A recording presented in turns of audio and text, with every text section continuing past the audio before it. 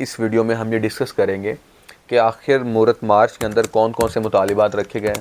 राजसराओं के आलमी दिन पर मूरत मार्च का इनेकाद किया गया। मूरत मार्च के अंदर ट्रांसजेंडर कम्युनिटी ने 12 मुतालबात रखे थे, लेकिन जब मैंने उन्हें डीपली ऑब्जर्व किया तो वो काव होकर सिर्फ 4 स्ट्रेटजीज़ के अंदर डिवाइड होते हैं। अगर आपने मेरा चैनल अभी तक सब्सक्राइब नहीं किया तो आप काइंडली सब्सक्राइब कर लें। इसके अलावा इसी मौजू के ऊपर मेरे ट्रांसजेंडर बिल के ऊपर एक पूरी वीडियो मौजूद है, अगर आप वो देखना चाहें तो आप देख सकते हैं। सबसे पहला मुतालबा जो उन्होंने किया गया वो काफ़ी कवानीन की तब्दीली है। सबसे पहली तब्दीली तो ये उन्होंने रखी है कि हमारे ऊपर जो हेट स्पीच होती है सबसे पहले उसको बैन किया जाए।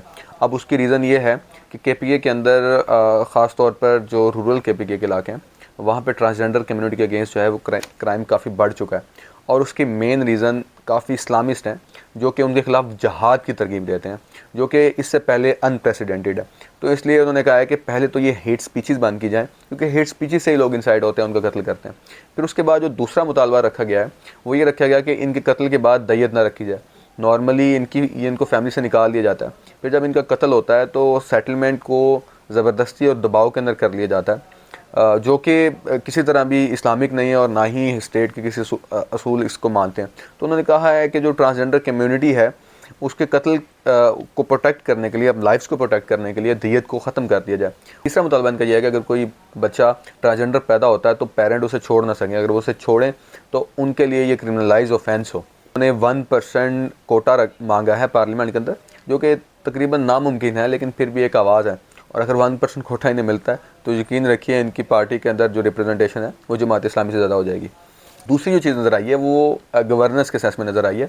वो कोई ख़ास मुतालबा नहीं है, वो एक अप्रोच है। अब उसके अंदर उन्होंने कहा है कि जो सेंसिटाइजेशन है ट्रांसजेंडर के हक़ में वो की जाए, क्योंकि हमारा माशरा इस वक्त ट्रांसजेंडर्स को लेकर हाईली डिसेंटिसाइज हो चुका है। हम बात भी नहीं करना चाहते, हमारे लिए वो डीह्यूमनाइज हो चुके हैं, हम उन्हें इंसान भी नहीं समझते। सबसे पहले तो उन्हें इंसान समझना शुरू करें, उनसे एक एम्पैथी जनरेट की जाए, फिर उसके बाद जो है ना मसाइल हल होने शुरू होंगे। और इसी तर्ज में जो उनका दूसरा मुतालबा ये है कि ट्रांसजेंडर एक्ट इससे पहले 2012 में जो पास हुआ था, जिसके अंदर इन्हें ID कार्ड का हक़ मिला था, फिर 2018 में जिसके अंदर इन्हें बाकी हक़ जैसे कि एजुकेशन, जिसके ऊपर मेरी पूरी वीडियो मौजूद है ऑलरेडी, आप वो देख सकते हैं, इन दोनों को सेफ़ गार्ड किया जाए और उनकी असली शक्ल में सेफ़ गार्ड किया जाए। अब ऐसा भी है कि जमात इस्लामी और JUIF जो है वो उन स्पेसिफिक बिलों को लेकर इस वक्त शरीयत कोर्ट के अंदर बैठी हुई है और अपील करना चाहती हैं।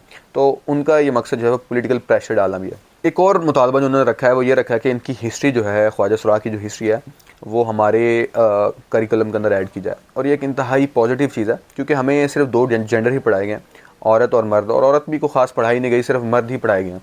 अब इसमें देखा जाए तो एक तीसरा जेंडर जो कि हर वक्त मौजूद था।